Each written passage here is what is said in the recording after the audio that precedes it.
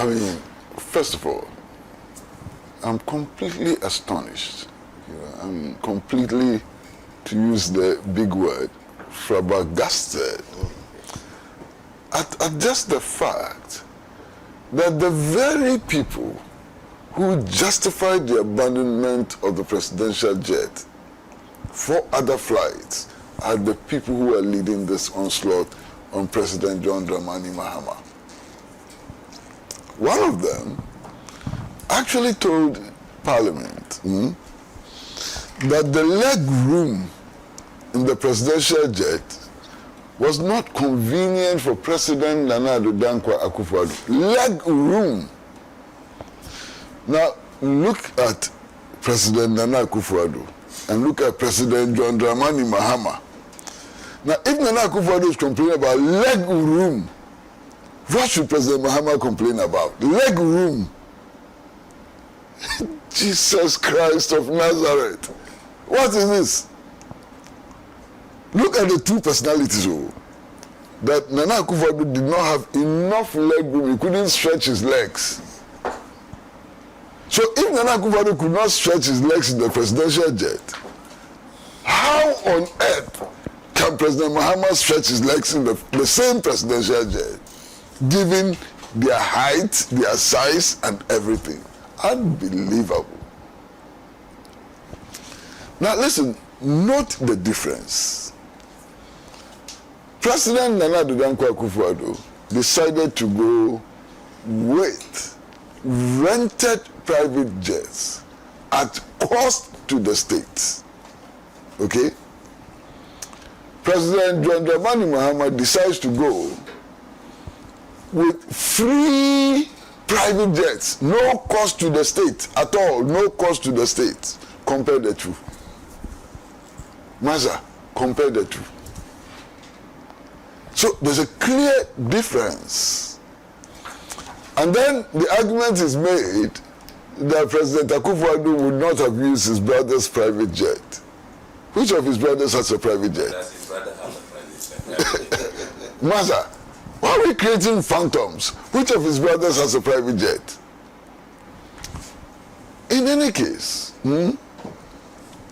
one of the issues which have been raised is a security issue. And I believe that it's a legitimate security concern. We are told that in the few days of the attempt to sweep the presidency, Alhaji Nusa Hussaini should know better than me. He says that 700 hidden cameras were discovered. My information is that 78 hidden cameras were discovered. But whatever it is, 778, even if one hidden camera was discovered, that's a matter for concern. You understand? So there's a new president. All the facilities that he has to use need to be swept. And by swept, need to be cleaned of all, unwanted devices and so on. And this is not just a Ghanaian problem. Everywhere in the world. I mean, Donald Trump has just assumed office as President of the United States of America. Every facility, every presidential facility will be swept before he enters. It may well be that they, because of their technological advancement and so on, it will be quicker. But the principle of sweeping facilities before presidents use them is a principle which is universal. Now, if in sweeping the Flagstaff House, they've come across hidden cameras, why wouldn't they sweep the presidential jet? Why would they not sweep the presidential jet? And then there's my friend, Dominic Nitiwu, who says that the presidential jet is in a state fit to be flown. Who would assume office as president and take the word of the government he has just defeated, or activists of the government he has just defeated, on his security?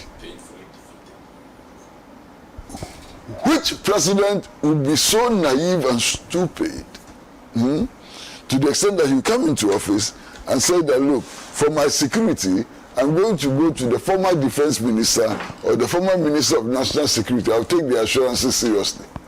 Which president would ever do that? To the extent that is possible, you understand? To the extent that is possible, I will go along with my brother Elvis Bota, that the president at all times, where there are state facilities, should use state facilities instead of private facilities at all times. To the extent that it's possible. Because you don't expect to do impossible things. So to the extent that it is possible, you must use state facilities instead of private facilities. But we must know that the president, whether we like it or not, has a certain duality. The fact that he has become president does not take away his private part. There are things about the president which are private. You mean his private part? Oh, okay. His private. The president is a private citizen in some sense, and at the same time, he's public in another sense. Okay? There are things about the president which, in spite of the fact that he's president, will remain private forever. The relationship between the president and his brother Ibrahim Mahama is not a public matter, it's a private matter. You understand? Even to a very large extent, the relationship between him and his wife is a private matter. And so on. I mean, so there are private aspects of the president's life and there are public aspects of the president's life. We should not confuse the two. And in fact, the president himself ought to help us make that distinction. And that is why I'm going to say something, that is why the role of his family, his children, and so on, in his official functions should be deliberately limited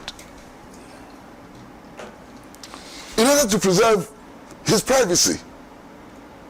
You understand?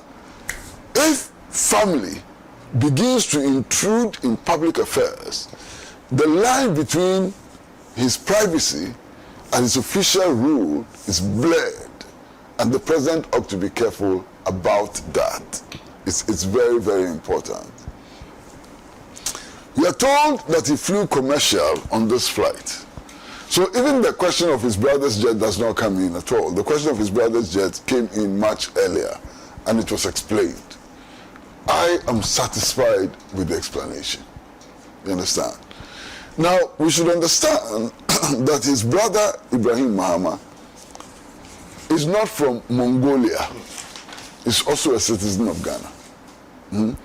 And if we insist that Ghanaians, all Ghanaians, have a right to contribute to the national development effort and so on, the president's brothers also have rights to contribute to the national development effort. Now, if individual Ghanaians can make donations to public schools, can make contributions to the national kitty and so on, why should we exclude Ibrahim Mahama? Do we exclude Ibrahim Mahama simply because he's the brother to the president? That's unfair to him. Completely unfair to him. And I have persistently made this point about the fact that I don't care. I really don't care. This issue of family and friends which has been raised in the past, have you ever heard me raise it? I don't care. The most important thing is that, are they qualified? And by qualification, I mean academic qualification, I mean experience, I mean entitlement, I mean all the things that go into making up what is qualification. You understand? So today, if for example we are awarding a contract, and engineers and planners which belong to Ibrahim Mahama bids, and they provide us with the best bid, are we going to say that simply because he's a brother to the president he's not going to get a contract? It would not make sense. He's a citizen of Ghana. You understand? So my point is that when these issues arise, I think that we should end the political, point scoring and look at the issues dispassionately. You understand? I know of a president who actually traveled, in economy. He didn't travel in business class. He didn't travel in first class.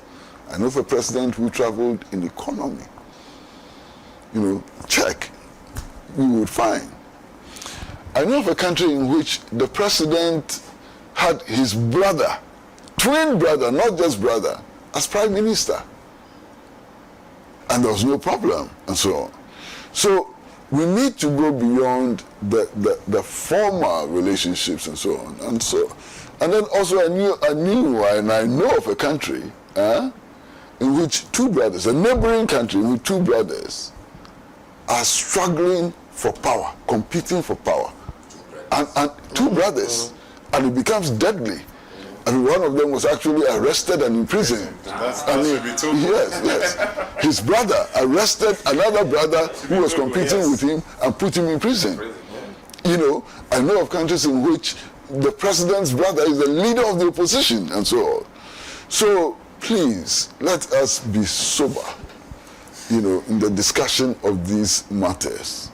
And for those who claim that President Akufo-Addo did not have enough leg room in the presidential jet, they should obviously know that if Akufo-Addo did not have enough leg room, Mahama would also not have enough leg room. For those who claim that the president needed to take his bath, in the air, and that the presidential jet had no facilities for taking baths and so on, they should know that, if Akufo-Addo needed to bath, perhaps John Mahama also needs to bath and so on. I condemned, the extravagant, hiring of private jets, and I would not want to see Mahama hiring private jets. But people should be principled, and being principled is being consistent also. Thank you very much.